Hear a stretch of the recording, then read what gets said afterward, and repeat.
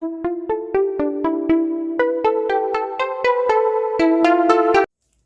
now let us discuss the sixth question. Here, this is a graphical question. There is a graph is drawn between the force and position of a particle. Okay. Force on a particle varies with the position x of a particle as shown in figure. Calculate the work done by the force from x is equal to 0 to x is equal to 30. So this is x is equal to 0. So this problem can be solved from the graph. The work done under this line, this gives the area under this line gives the work done. Okay. Now here force is taken on y-axis and this position is taken on x-axis. Now this is a rectangle area up to this part rectangle area, and this is the trapezium area. Under this line, this is a trapezium. So work done is equal to what we write here, area of a trapezium plus area of a rectangle. So this is a rectangle. Area of a trapezium. What is the area of a trapezium? Sum of the parallel sides by 2. Sum of parallel sides by 2 into distance between these two parallel sides. Distance between parallel sides plus area of the rectangle. Area of rectangle. Okay. Now we write here. This is sum of the parallel sides. 200 plus 100 by 2. 200 plus 100 by 2. Okay. 200 plus 100 by 2 into now distance between two parallel sides. Distance between two parallel sides is 15 plus area of the rectangle. Area of the rectangle, this area of the rectangle, 200 into 15. 200 into 15. 200 into 15. So what we get here, 200 plus 100, 300, 300 by 2, 150 into 15 plus 3000 plus 3000. So here this is 2250, okay, and this is 3000. Totally we got 5250 joules. 5250 joules. This is the answer of this question. Now let us see another question. Here in this question, a capacitor of a capacitance C0 is charged to potential V0. Now it is connected to another uncharged capacitor of a capacitance C0 by 2. Calculate the loss in this process. So here this is a capacitor of a capacity. This is a capacitor of a capacity, how much? C0. C0, which is fully charged, and the voltage on this capacitor is V0. Now it is connected to an uncharged capacitor. Uncharged capacitor of capacity C0 by 2. Then what happens here? There is a charge distribution takes place between these two capacitors. Okay, due to that charge distribution, there is a loss of energy. There is loss of energy. So, calculate the heat loss in this process. There is a charge is transfer from higher potential to lower potential. Due to that, what happens here? There is a loss of energy. Okay, now the loss of heat energy, loss of energy in this process. So that loss is appeared as heat energy. What is the formula? There is a direct formula of C1 C2 by C1 plus C2 into V1 minus V2 whole square. So loss in energy of here, what is C1? C1 is C0, C2 is C0 by 2 by C1 plus C2, that is equal to 3C0 by 2. V1, that is V0. V2, that is uncharged capacitance, 0 whole square. So delta U is equal to what we get here. We get here of, that means here this is 2 into 2, that is 1 by 4 C0 square into 2 by here 3 C0 into V0 square into V0 square.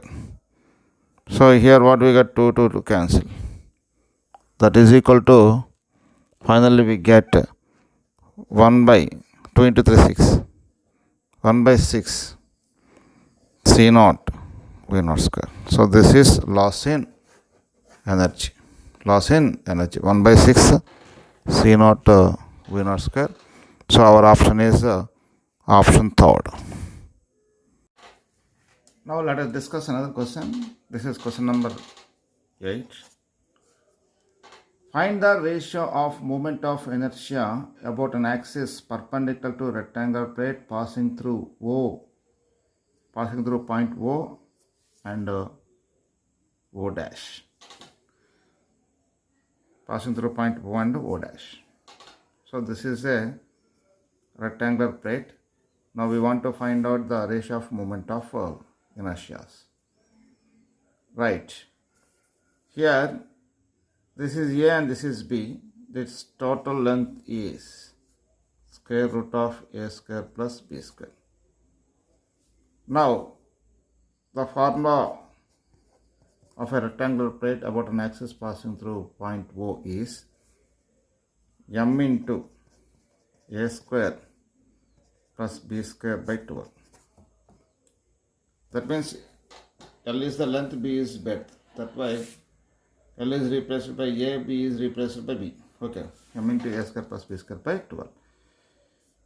This is equation 1. Now we want to find out the moment of inertia about point O dash. That is IO dash. That is equal to, that is solved by parallaxis theorem, Ig plus MR square. So I naught dash is equal to m into A square plus B square by 12 plus m into, here what is R square? R is the distance between O and O dash. So here this total length is the square root of A square plus B square. Now the distance between O and O dash, that is square root of A square plus B square by 2. Square root of A square plus B square by 2 whole square.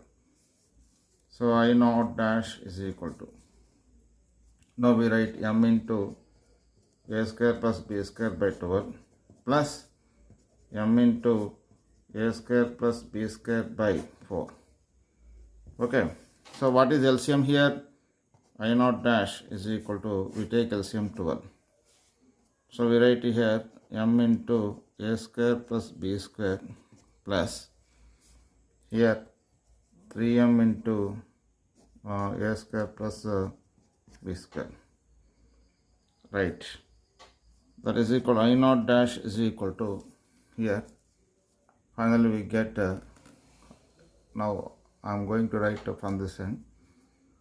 I naught dash is equal to here.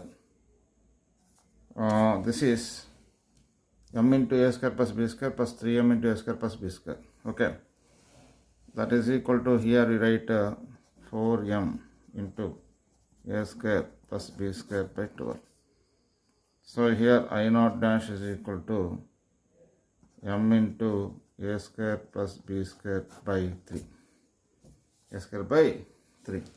Now we want to find out what I naught to I naught dash, ratio of I naught to I naught dash.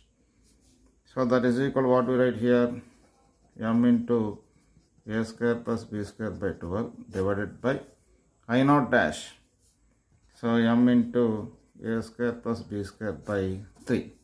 This is cancelled. So I naught I naught dash is equal to here 3 by 12. 3 ones are 3 fours. That is equal to how much? 1 by 4. That is equal to 1 by 4. This is the answer. So our option is option 3.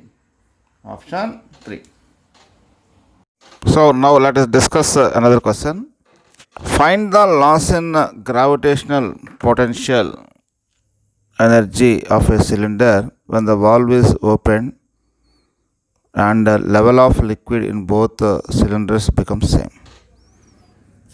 So this is a liquid of a density rho. When the valve is not opened, the height of the liquid in the first cylinder is x1. The height of the liquid in the second cylinder is x2. But when the valve is opened, then what happens? In both cylinders, the liquid is reaches to the same height. That height is x. So during this process, there is a loss in gravitational potential energy. So they ask to find the loss in gravitational potential energy. Right. Now we are going to solve this problem before opening the valve, after opening the valve. That means before opening the valve, initial potential energy is equal to mg into h1 plus mg into h2. Okay, mg into h1 plus mg into h2. Potential energy in this cylinder, potential energy of the liquid in this cylinder plus potential energy of the liquid in this cylinder. Right. Now here mass is equal to what we write here, area of cross section, that is same, into density into height of the center of gravity. Height of the center of gravity, that is x1 by 2. Okay, that is x1 by 2 into g plus here in this second cylinder mass we can written as same, area of cross section is same, area of cross section into density into height of the center of gravity of a liquid, that is x2 by 2 into g. So what we take here common. So in the first case we write here A mass is replaced as area of cross section into mass, into that means density into volume. Okay, now we write here density into volume, area of cross section to that is here length, height of the liquid we write x1, here also height of the liquid into x2. So area of cross section into height into density, that is mass. G, h, height of the center of gravity, that is x1 by 2. That is x1 by 2. So here to find out the mass of the liquid, we write mass is nothing but what? Density into volume. Density into volume, that is x1 by 2. X1 by 2 into 2 into 10 to the power minus 3 into 10 to the power minus 6 into 10 to the power minus 4. So here to find out the mass of the liquid, we write mass is nothing but what? Density into volume. So this is the density of the liquid rho into area of cross section of the liquid into height of the liquid column, into H1, that is what we write here. H1 is nothing but x1 by 2, height of the center of gravity. So here we take common a rho g, we take common, that is x1 square plus x2 square by 2, x1 square plus x2 square by 2. So a rho g into x1 square, a rho g by 2 into x1 square plus x2 square. This is initial potential energy before opening valve. Now we want to find out final potential energy. Whenever the valve is opened, what happens? Both liquid columns attain same height, that is x. Here the volume is constant, volume of the liquid is constant. Initial volume of the liquid in the first cylinder, area of cross section A into length x1 plus initial volume of the liquid into second cylinder, area of cross section of the cylinder into liquid column height, that is x2. That is equal, volume is constant before opening the valve. After opening, volume does not change. After opening the valve, then what happens? Here area of cross section first cylinder A into height of the liquid column, that is x, A into x, plus here area of cross section the second cylinder A into height of the liquid column x. Okay, same height, they attain same height. Now both sides A is common, A is cancelled.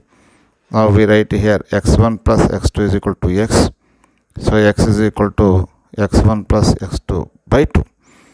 So this is the expression for the common height. Now final potential energy,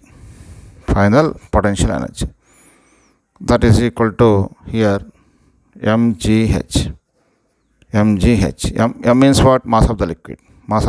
How we calculate mass of the liquid? Area of cross section to rho into height of the liquid. Okay, x into g into height of the liquid center of gravity, that is equal to what we write here. Height of the center of gravity is equal to, we write here in the after opening, that is equal to x by 2.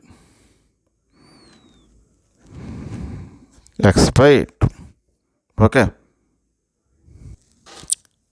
plus here in the second part also, area of cross section to density into length of the liquid column x into here height of the center of gravity x by 2. Both are same. Okay, that is here we write 2a rho x g into x by 2. Here this is cancelled.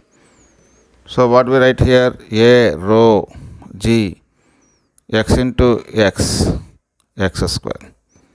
So we write here we write a rho g x square means how much? x1 plus x2 by 2 whole square. This is the final potential energy. Now loss is nothing but initial minus final.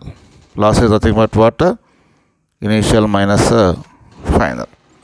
So here now we want to calculate, that is loss in potential energy.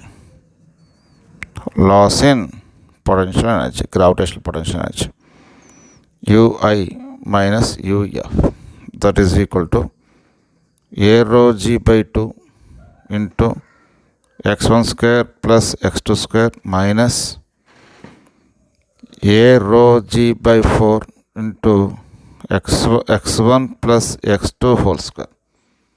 Okay, right. So here we take here the LCM, we take LCM as 4. LCM as 4. Here we write 2a rho g into we write here x1 square plus x2 square minus, okay, minus a rho g into here we write here x1 plus x2 whole square, x1 square plus x2 square plus 2x1 x2. Okay, right. Now here we take a rho g as common, that is a rho g by 4 into a rho g by 4 into we write here 2x1 square minus x1 square, that is x1 square, 2x2 square minus x2 square, x2 square, okay, minus here 2x1 x2. So a square plus b square minus 2ab, that is equal to a minus b whole square. So finally we got a rho g by 4, a rho g by 4. Here we write x1 minus x2 whole square. So our option is a rho g by 4, x1 minus x2 whole square, x1 minus x2 whole square. So our correct option is, check the options, a rho g by 4 x1 minus x2 whole square. Option 1 is correct option. This is very lengthy problem. Now let us discuss problem number 10. Problem number 10. Okay, read that problem first. A coil has a moment of inertia 0.8 kg meter square released in uniform magnetic field 4 Tesla. When there is a 60 degrees angle between magnetic field and magnetic moment of a coil. That means initially the angle between M and B is 60 degrees. Magnetic moment of coil is 20 ampere meter square. Find the angular speed of coil when it passes through stable equilibrium. When it passes through stable equilibrium. Right. Here the coil is initially at 60 degrees with magnetic field. So the given number 1, I is equal to 0.8 kg meter square, and it placed in a magnetic field, uniform magnetic field of magnetic field 4 Tesla. At what angle? Theta is equal to 60 degrees. What is the magnetic moment here? 20 ampere meter square. 20 ampere meter square. So they ask omega is equal question mark. So this problem is solved under the pace of energy conservation. So total energy is constant. Initially the coil is at an angle 60 degrees with the field. This is a field. Okay. The magnetic moment of the coil is M. It is making angle 60 degrees initially. So total energy, that means initial potential energy plus initial kinetic energy is equal to final potential energy plus final kinetic energy. Initial potential energy, initially it is making angle 60 degrees with the field. So here there is no kinetic energy, that is 0. Initial potential energy is minus mb cos 60. Minus mb cos 60, that is equal to, whenever this coil is passed through stable equilibrium, that means this coil comes into the direction of magnetic field, it attains some kinetic energy. That kinetic energy K final is equal to half I into omega square plus final potential energy. Final potential energy means whenever this coil is comes into the direction of magnetic field, theta is equal to 0. That means minus mb cos 0 degrees. Okay. So here minus mb by 2 cos 61 by 2 is equal to half here I into omega square minus cos 0 1 minus mb minus mb. Okay. So on doing the calculation, minus mb by 2 plus mb is equal to half I into omega square. So here this is mb by 2, that is equal to half I into omega square. So here 2 to cancel. So omega square is equal to what we write here, mb by I. Now omega is equal to square root of mb by I. mb by I. Now we substitute 1 by 1 value. 1 by 1 the values. Omega is equal to square root of, m means how much they given, 20. B means 4. By I is 0.8. So omega is equal to square root of 80 by 0.8. 0.8. That is equal to how much here? Omega is equal to square root of 100. That is equal, omega is equal to, we write 10 radians per second. This is the problem.